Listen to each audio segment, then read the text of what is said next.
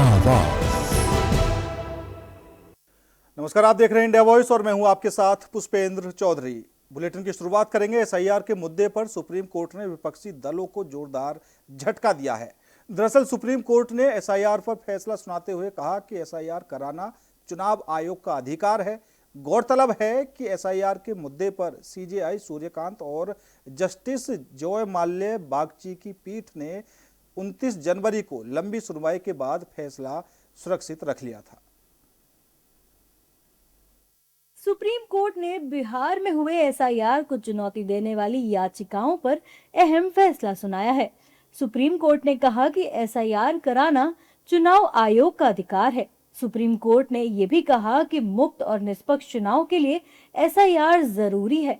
मुख्य न्यायाधीश सूर्यकांत और न्यायमूर्ति जॉय माल्य बागची की पीठ ने इस साल की शुरुआत में लंबी सुनवाई के बाद 29 जनवरी को फैसला सुरक्षित कर लिया था और बुधवार को अपना फैसला सुनाया। सुप्रीम कोर्ट ने अपने फैसले में कहा कि मतदाता सूची का गहन पुनरीक्षण कराना चुनाव आयोग का अधिकार है। एसआईआर एक संवैधानिक प्रक्रिया है। पीठ ने कहा कि चुनाव आयोग ने शक्तियों का दुरुपयोग नहीं किया है और न ही एसआईआर के दौरान नियमों के खिलाफ जाकर मतदाताओं के नाम काटे गए। सीजेआई सूर्यकांत की बेंच ने कहा कि चुनाव आयोग को संविधान के अनुच्छेद 324 प्रतिनिधि कानून 1950 के तहत एसआईआर कराने की शक्ति दी गई है। नागरिकता के सवाल पर सुप्रीम कोर्ट ने कहा कि चुनाव आयोग मतदाता सूची के उद्देश्य से नागरिकता की जांच कर सकता है, लेकिन वह ये तय नहीं कर सकता कि कोई भारतीय नागरिक है या नहीं। कोर्ट ने कहा कि प्रतिनिधि कानून 1950 की धारा 16 के तहत चुनाव आयोग के पास इसका संवैधानिक अधिकार है। सुप्रीम कोर्ट के बिहार एसआईआर पर आए फैसले के बाद बिहार सरकार के मंत्रियों ने भी अपनी प्रतिक्रिया व्यक्त करते हुए विपक्ष पर जमकर निशाना साधा है। राष्ट्रीय जनता दल के लोगों को समझ में आ गई होगी कि किस प्रकार से निर्वाचन आयोग मतदाता सूची का शुद्धिकरण कर रहा था। मैं सीधा बोलता हूं, आम आदमी के समझने के लिए एसआईआर का मतलब मतदाता सूची का शुद्धिकरण है। देश का मतदाता वही हो सकता है जो इस देश का नागरिक हो, लेकिन कुछ लोग हैं जो बांग्लादेशियों के लिए भी लगे रहते हैं, उनके लिए जरूर झटका है। माननीय उच्चतम न्यायालय का जो फैसला है उस फैसले का मैं स्वागत करता हूं और विपक्ष के जो लोग इस सवाल को उठा रहे थे और अनावश्यक रूप से असत्य का सहारा लेकर बिहार की जनता को गुमराह करने में लगे थे, मतदाताओं को गुमराह करने में लगे थे और इलेक्शन कमीशन पर गलत आरोप लगाने का पूरा प्रयास कर रहे थे, तो इस फैसले से उनको भविष्य के लिए सचेत भी रहने के लिए आवश्यकता है। बिहार में एसआईआर मामले को लेकर सुप्रीम कोर्ट के फैसले ने विपक्ष की उम्मीदों को बड़ा झटका दिया है। बिहार के बाद अन्य राज्यों में हुए एसआईआर को लेकर विपक्ष सुप्रीम कोर्ट का दरवाजा खटखटाने की जो उम्मीद कर रहा था, इस फैसले से उस उम्मीद को भी झटका लगा है। ऐसे में विपक्ष की आगे की रणनीति पर अब सबकी नजरें टिकी हुई हैं। देश के कई राज्यों में भीषण गर्मी का तांडव जारी है। कई जिलों में तापमान 45 डिग्री से ऊपर चला गया है। तेज गर्मी और लू के थपेड़ों के कारण बाजारों में भीड़ कम नजर आ रही है, तो वहीं सड़कों पर भी सन्नाटा नजर आ रहा है। इन दिनों गर्मी की वजह से बाजारों में ठंडे पेय पदार्थों की मांग भी बढ़ गई है। इसी बीच पीएम मोदी ने लोगों से अपील की है कि कृपया स्वयं को हाइड्रेटेड रखें, घर से बाहर निकलते समय पानी साथ रखें। में आसमान से बरस रही आग, कई राज्यों में पारा 47 डिग्री के पार, नौतपा में लोगों का हाल बेहाल। पीएम मोदी की अपील, खुद को रखें हाइड्रेटेड। उत्तर भारत में भीषण गर्मी का कहर जारी है। देश के कई राज्यों में तापमान 47 डिग्री सेल्सियस के पार पहुंच चुका है। दिल्ली से लेकर श्रीगंगानगर तक आसमान से आग बरस रही है। देश के कई राज्यों में लू का रेड अलर्ट जारी है। इसी बीच देश के प्रधानमंत्री नरेंद्र मोदी ने भी लोगों से अपील की है। प्रधानमंत्री मोदी ने एक्स पर लिखा, देश के अलग अलग हिस्सों में तापमान लगातार बढ़ रहा है और इसके साथ ही दैनिक जीवन में गर्मी से होने वाली कई कठिनाइयां भी बढ़ रही हैं। मैं सभी देशवासियों से आग्रह करता हूं कि जितनी अधिक सावधानी बरत सके अवश्य बरतें। कृपया स्वयं को हाइड्रेटेड रखें। घर से बाहर निकलते समय पानी साथ रखें। ऐसे मौसम में आपकी संवेदनशीलता भी बहुत बड़ा सहारा बन जाती है। यदि संभव हो तो किसी प्यासे व्यक्ति को एक ग्लास पानी अवश्य दे। मैं ऐसे लोगों की सराहना भी करूंगा जो अपने घरों के और दुकानों के बाहर मटके में जल रखते हैं ताकि कोई भी उनसे पानी पी सके। जब भी संभव हो अपने माता पिता, दादा दादी, नाना नानी और अन्य प्रियजनों को फोन कर उनका हाल चाल अवश्य पूछे। उन्हें पर्याप्त पानी पीने, दोपहर की तेज धूप में बाहर न निकलने और जितना हो सके आराम करने की सलाह दे। इस प्रचंड गर्मी में हमें अपने आसपास के पशु पक्षियों को भी नहीं भूलना चाहिए। अपने घर, बालकनी, छत, दुकान या ऑफिस के बाहर पानी से भरा एक छोटा सा बर्तन रखना भी किसी प्यासे पक्षी के लिए जीवन दान बन सकता है। आइए इन कठिन दिनों में पूरी संवेदनशीलता और करुणा के साथ एक दूसरे का ध्यान रखें। राजधानी दिल्ली में भी रिकॉर्ड तोड़ गर्मी पड़ रही है। दिन के वक्त लोग घूमने निकलने से बच रहे हैं। वहीं लोटस टेम्पल में दोपहर 12 बजे के बाद पर्यटकों की संख्या में कमी आ रही है। आज के समय में सुबह में घूमना ज्यादा बेहतर है, क्योंकि 11 बजे के बाद तो तेज काफी तेज धूप हो जा रही है यहाँ पे। तो उसमें घूमने के बाद पॉसिबल नहीं है घूमना। नहीं, पॉसिबल नहीं है, संभव नहीं। क्या कहेंगे, टूरिस्ट में भी अभी तो काफी लोग दिखाई दे रहे हैं। जी जी, तो क्या सुबह सुबह ही लोग ज्यादा काफी ज्यादा। अभी मुझे लगता है कि सुबह में काफी भीड़ थी और अभी भी भीड़ है, लेकिन अब मुझे लगता है 11 बजे के बाद से खाली होना शुरू हो जाएगा। सुबह धूप ज्यादा होने के बाद 12 साढ़े 12 बजे के बाद पब्लिक डाउन हो जाती है। अच्छा, फिर 4 बजे आती है। नौतपा में लोगों का हाल बेहाल है। वहीं दुनिया में श्रीगंगानगर विश्व का 5वां सबसे गर्म शहर बन गया है। मंगलवार दोपहर करीब 1 बजे श्रीगंगानगर का तापमान 47 डिग्री सेल्सियस दर्ज किया गया था। स्थानीय लोगों का कहना है कि इस बार असहनीय गर्मी पड़ रही है। वहीं स्वास्थ्य विभाग ने चिकित्सकों और स्वास्थ्य कर्मियों की छुट्टी रद्द कर दी है ताकि किसी भी आपात स्थिति में तुरंत चिकित्सा सेवाएं उपलब्ध कराई जा सकें। शहर के सार्वजनिक स्थलों पर लोगों को राहत पहुंचाने के लिए ORS के पैकेट वितरित किए जा रहे हैं और गर्मी से बचाव संबंधी जागरूकता संदेश भी दिए जा रहे हैं। गर्मी का आलम ऐसा है कि पूछो ही मत। सूरज आग बरसा रहा है। धूप का थप्पड़ ऐसा है कि यूं महसूस होता है जैसे किसी ने गर्म तवे पे बिठा दिया हो। सड़कें पिघल रही हैं, पेड़ भी थककर चुप हैं, बोतल हाथ में लेके घूम रहे हैं, फिर भी गला है कि सूखा सूखा जा रहा है। लेकिन राजस्थान की अगर बात करें तो यहाँ का जो इंसान है वो बहुत मेहनतकश है। इतनी भयंकर गर्मी को भी सहकर अपने काम के लिए निकल पड़ता है, क्योंकि उसे पता है अगर काम नहीं करूँगा तो 2 जून की जो रोटी है पेट के लिए वो जुगाड़ना बहुत मुश्किल हो जाएगा। बाकी अगर गर्मी की बात करें तो आसमान में आप देख सकते हैं जो मतलब सूरज की तरफ देखना भी नामुमकिन हुआ पड़ा है। इतनी ज़्यादा गर्मी का कहर जो है यहाँ चल रहा है। गर्मी बहुत ज़्यादा है जी। बच्चे और बुजुर्ग हैं, उनका तो कोई हाल है नहीं। और पानी, बार बार पानी की प्यास लग रही है, पानी भी साफ नहीं मिल रहा और गर्मी बहुत ज़्यादा है। गर्मी वास्तव में बहुत भयानक है और ज़रूरत पड़ने पर ही घर से बाहर निकल रहे हैं और लोगों को भी समझाइश कर रहे हैं कि ज़रूरत पड़ने पर ही घर से बाहर निकले, साफा लेकर निकले और कोई व्यवस्था बनाकर निकले। जरूरत हो तो निकले, नहीं तो अपने घर में रहे। वहीं राजस्थान के चूरू में भीषण गर्मी ने आमजन का जीना मुहाल कर दिया है। दोपहर होते होते सड़कें भट्टी की तरह तपने लगती हैं। तेज गर्मी और लू के थपेड़ों की वजह से बाजारों से भीड़ गायब नजर आ रही है। वहीं डॉक्टर भी लोगों से दिन के वक्त घर से नहीं निकलने की सलाह दे रहे हैं।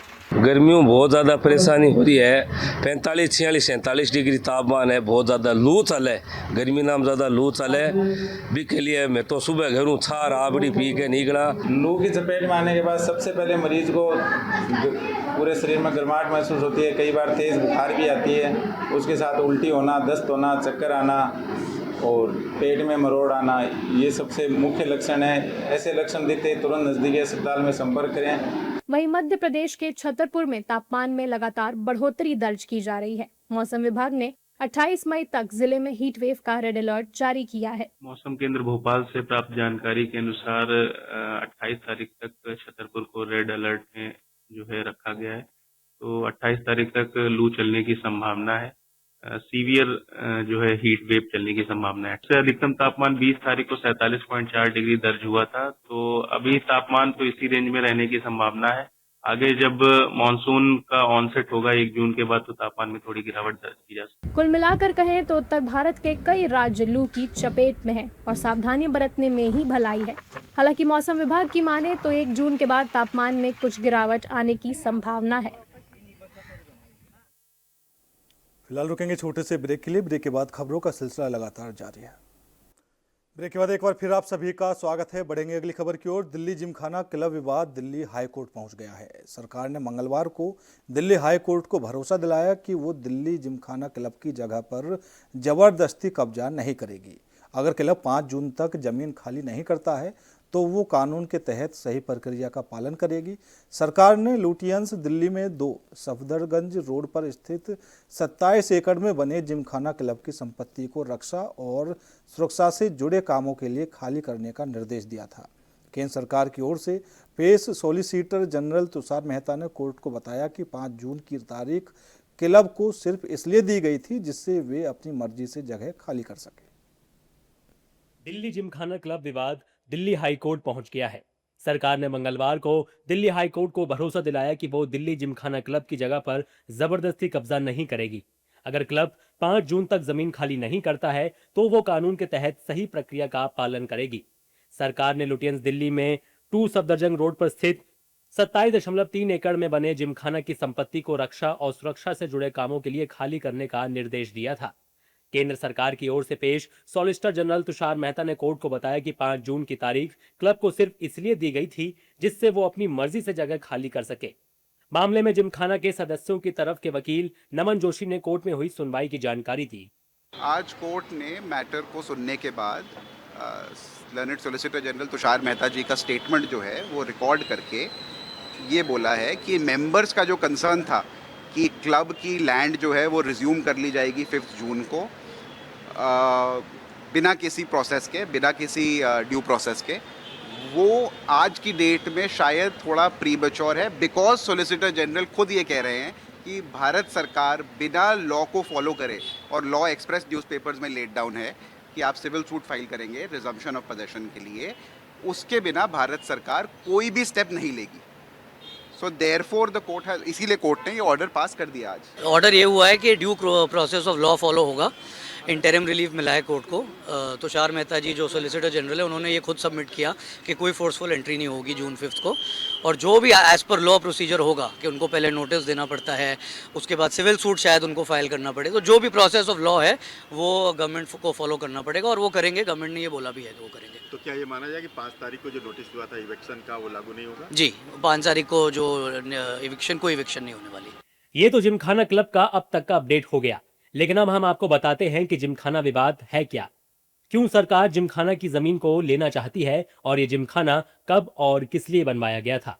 दरअसल केंद्र सरकार के मुताबिक जिमखाना की जमीन अत्यंत संवेदनशील और रणनीतिक क्षेत्र में आती है और इसका इस्तेमाल रक्षा ढांचे और सार्वजनिक सुरक्षा को मजबूत करने के लिए किया जाएगा।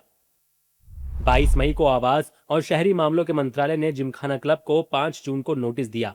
नोटिस में 5 जून तक जिमखाना प्रॉपर्टी सौंपने का निर्देश दिया गया। इसके लिए मूल लीज एग्रीमेंट के क्लब 4 का हवाला दिया गया, जिसके तहत सरकार को सार्वजनिक मकसद के लिए जमीन वापस लेने का अधिकार है। केंद्र सरकार के मुताबिक पीएम आवास और अन्य हाई सिक्योरिटी वाली जगहों के पास स्थित इस जमीन की जरूरत रक्षा इंफ्रास्ट्रक्चर को मजबूत करने, शासन से जुड़ी सुविधाओं और अन्य जरूरी सार्वजनिक सुरक्षा जरूरतों के लिए है। ये जमीन दिल्ली के 2 सफदरजंग रोड पर मौजूद है, जो लोक कल्याण मार्ग पर मौजूद पीएम आवास के करीब है। लगभग 27.3 एकड़ की जमीन पर जिमखाना क्लब से जुड़ी सभी इमारतें, ढांचे, लॉन और फिटिंग्स शामिल हैं। ये सरकार का पक्ष था, मतलब ये कि केंद्र सरकार इसे सुरक्षा जरूरतों के लिए जरूरी बता रही है। अब आपको बताते हैं कि जिमखाना के सदस्यों ने हाईकोर्ट में क्या पक्ष रखा है। सदस्यों के मुताबिक सबका कहना है कि सरकार ने जमीन खाली कराने के लिए जो वजह बताई है वो बहुत गोलमोल है। सरकार ने बस इतना कहा कि यह काम डिफेंस इंफ्रास्ट्रक्चर और पब्लिक सिक्योरिटी के लिए किया जा रहा है, लेकिन इसके पीछे कोई पक्का सबूत या साफ जानकारी नहीं दी गई है। क्लब ने इस पूरे कदम को सिर्फ दिखावा बताया है। उनका कहना है कि सरकार जमीन लेने की बात तो कर रही है, लेकिन बदले में कोई मुआवजा देने की बात नहीं बोल रही।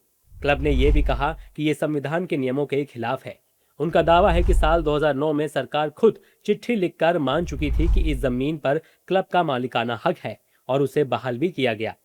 इस चिट्ठी में जमीन, दिए गए प्रीमियम या प्रॉपर्टी पर बनी इमारतों के लिए कोई मुआवजा देने की बात नहीं की गई है। याचिका में यह आरोप भी लगाया गया है कि मामला सिर्फ जमीन का नहीं है, बल्कि संस्था पर कंट्रोल करने की कोशिश भी हो रही है। क्लब का कहना है कि सरकार कानूनी तरीके से नहीं, बल्कि सीधे आदेश जारी करके जबरदस्ती उन्हें बाहर निकालना चाहती है। अब आपको बताते हैं कि ये जिमखाना बना कब, जिमखाने का इतिहास क्या है। दरअसल इस क्लब का इतिहास उतना ही पुराना है जितना कि दिल्ली का राजधानी बनने का इतिहास। साल 1911 में ब्रिटेन के राजा जॉर्ज पंचम ने भारत की राजधानी को कलकत्ता से दिल्ली ट्रांसफर करने का ऐलान किया था। नई राजधानी के साथ नई प्रशासनिक और सामाजिक संरचना की जरूरत महसूस हुई। इसी के तहत 1913 में इंपीरियल दिल्ली जिमखाना क्लब की नींव रखी गई। इसे नई राजधानी में तैनात ब्रिटिश सैन्य अधिकारियों और उच्च प्रशासनिक वर्ग के लिए बनाया गया था। क्लब की स्थापना में तत्कालीन भारत के 7 बड़े राजघरानों की अहम भूमिका रही। इनमें ग्वालियर, जयपुर, जोधपुर, कश्मीर, उदयपुर और किशनगढ़ के महाराजा तथा भोपाल के नवाब शामिल थे। इन्हें क्लब का लाइफ मेंबर बनाया गया था। शुरुआती दिनों में किंग्सवे स्थित पोलो ग्राउंड लगभग क्लब का ही हिस्सा माना जाता था, जो बाद में 1930 के दशक में अलग इकाई बना। ब्रिटिश दौर में यह क्लब सिर्फ मनोरंजन की जगह नहीं था, बल्कि सत्ता और सामाजिक प्रतिष्ठा का केंद्र माना जाता था। भारतीय सिविल सेवा के अफसरों के लिए यहां प्रवेश पाना सम्मान की बात थी। उस दौर में यहां अंग्रेजी तौर तरीकों को अपनाना लगभग जरूरी माना जाता था। फॉक्सट्रॉट डांस से लेकर संडे ब्रंच में ब्लडी मैरी पीने और अंग्रेजी नाश्ता करने तक सब कुछ सामाजिक स्वीकृति का हिस्सा था। यहाँ के टेनिस कोर्ट कई अफसरों के करियर नेटवर्किंग के केंद्र बन जाते थे। जिमखाना क्लब के केक और गैर शाकाहारी व्यंजन हमेशा चर्चा में रहे हैं।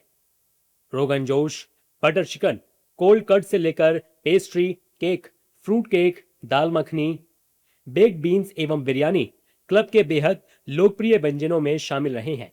यहाँ के शेफ द्वारा बनाए डिशेज किसी 5 स्टार होटल में भी नहीं मिलते हैं। क्लब की पेस्ट्री और केक की बहुत बड़ी फैन फॉलोइंग रही है। अब सवाल यही है कि इस जिमखाना का भविष्य क्या है? क्या ये सरकार को मिलेगा या फिर जिनके पास है उन्हीं के पास रहेगा?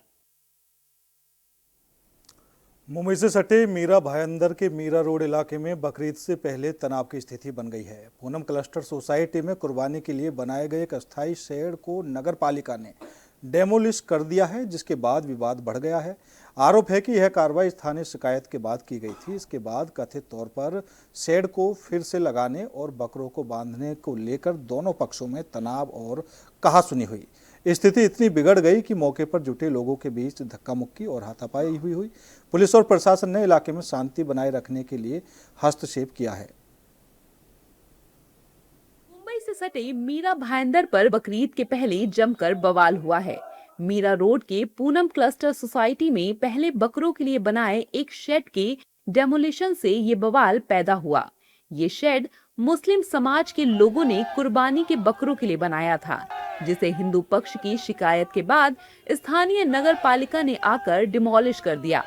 आरोप ये है कि ये शेड रात को दोबारा बांधने शुरू कर दिए गए, जिसके बाद कुछ हिंदू संगठन के लोग वहां जमा होने लगे, जिसके बाद दोनों पक्षों में कहासुनी और फिर हाथापाई हुई और आरोप है कि हमला भी कर दिया गया। पूनम क्लस्टर सोसाइटी में कुछ लोगों ने जो बकरीद के लिए कुर्बानी देने के लिए जो है वो सोसाइटी में लेके आए थे। तो उसके बाद कुछ लोगों ने उसके ऊपर ऑब्जेक्शन रेज किया था। ऑब्जेक्शन रेज करते ही प्रशासन ने एक मीटिंग लिया। प्रशासन में डिस्कशन करके महानगर पालिका ने उनको एक पर्यायी जगह जो है उसका अरेंजमेंट किया। और यहाँ पे सोसाइटी में जो 2 ग्रुप है उन्होंने कंसेंसस से डिसाइड किया कि जो बकरी है वो यहाँ से हटाएंगे और जो महानगर पालिका ने जो प्लेस डिसाइड किया है वहाँ पे शिफ्ट करेंगे। तो अभी जो बकरे थे सोसाइटी से जो महानगर पालिका का जो जगह है वहाँ पे शिफ्ट कर दिए हैं। अभी यहाँ पे कोई भी इशू नहीं है। मामले पर राजनीति भी गर्मा गई है। एनडीए नेता कानून व्यवस्था खराब करने पर कड़ी कार्रवाई की बात कह रहे हैं और आरोप लगा रहे हैं कि ये सब माहौल खराब करने की कोशिश है। ये जानबूझकर की जा रही हरकत थी। समाज के लोग अलग अलग सोसाइटी में रहते हैं, वहाँ पे अगर सोसाइटी के प्रीमाइसेस में अगर बकरे काटेंगे तो निश्चित रूप से वो समुदाय नाराज होता है। तो पुलिस ने पहले ही दखलंदाजी करते हुए बकरे काटने के लिए बकरों की कुर्बानी के लिए अगर एक जगह बनाई तो निश्चित रूप से ऐसी घटनाएं नहीं होगी। सागर हो, जेपी इंदिरा हो, ऐसी सोसाइटी में ये बकरे काटने की अनुमति नहीं देनी चाहिए। ऐसी पुलिस ने हमारे वरिष्ठ अधिकारियों को बोला है, मगर अभी तो फिलहाल इतने बड़े पैमाने पे ये बात नहीं हुआ, मगर भविष्य में नहीं होना चाहिए। इसलिए पुलिस ने उसके ऊपर कार्रवाई करनी चाहिए। एक नया पाकिस्तान बनाने का प्रयास यहाँ के मुस्लिम नेता कर रहे हैं।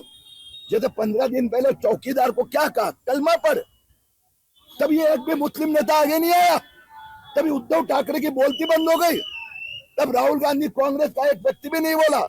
आज यहाँ पर ये सोसाइटी में क्यों बकरे लाए गए? जानबूझकर लाए गए कि हिंदू को यहाँ पर डराया जाए। सोसाइटी में बकरे की कत्ल पर मनाही है, तो इसके लिए हमने इस बार पुलिस को कहा कि मैं स्वयं आऊंगा, जब तक यहाँ से बकरे नहीं निकाले जाते नहीं जाऊंगा। अब पुलिस ने व्यवस्था की है और इसके लिए अमन शांति, इसको अमन शांति नहीं बोलते, इसको ये जिहाद का विकृत स्वरूप है। जबकि मामले में विपक्षी नेताओं की भी प्रतिक्रियाएं आ रही हैं। उनके मुताबिक ये सब कुछ बजरंग दल और बीजेपी वाले करा रहे हैं। ये लोग हमेशा हिंदू मुस्लिम करने की कोशिश करते हैं। ये त्योहार है और इसमें कुर्बानी करना ज़रूरी है। अगर एक आदमी मुसलमान है और उसकी हैसियत है, उसके पास इकोनॉमिकल ताकत है, तो उससे कुर्बानी करना ज़रूरी है। कुर्बानी के लिए जो जानवर अलाउ है वही करना चाहिए। और सोसाइटीज़ के अंदर एक तरफ कोने में पर्दा लगा के हमेशा जहाँ कुर्बानी होती आई है, लेकिन आजकल जो है ना माहौल ख़राब करके ये लोग जो है इस तरह की स्टेटमेंट देते हैं। मैं समझता हूँ ये बिल्कुल गलत चीज़ है। इस देश में हर धर्म के लोग अपना त्यौहार मनाते हैं, सबको संविधान के मुताबिक सबको इजाज़त है। लेकिन जब मुसलमानों के त्यौहार आता है ना, तो जानबूझ करके ये बजरंग दल के लोग, ये बीजेपी के लोग इस तरह की चीज़ें करके पोलराइज करने के लिए ये करते हैं। और जब ये टीवी हट जाता है तो हंस के बात करते हैं, बोले यार राजनीति है, क्या करें। इस बार कुछ ज़्यादा ही दिखाई दे रहा है कि बकरा ईद और कुर्बानी के मौके पर भारतीय जनता पार्टी के जो सहयोगी संगठन है, चाहे बजरंग दल हो, विश्व हिंदू परिषद हो या भारतीय जनता पार्टी के कुछ सो कॉल छुटभैया नेता, ये अलग अलग तरह से विरोध जता रहे हैं ताकि देश के जो मूल मुद्दे हैं, जो मुख्य मुद्दे हैं, चाहे महंगाई का मुद्दा हो, पेट्रोल बढ़ते हुए पेट्रोल के भाव का मुद्दा हो, गिरते हुए रुपए का मुद्दा हो। फिलहाल मेरे साथ इस बुलेटिन में इतना ही। बाकी देश और दुनिया की तमाम खबरों के लिए देखते रहिए इंडिया वॉइस।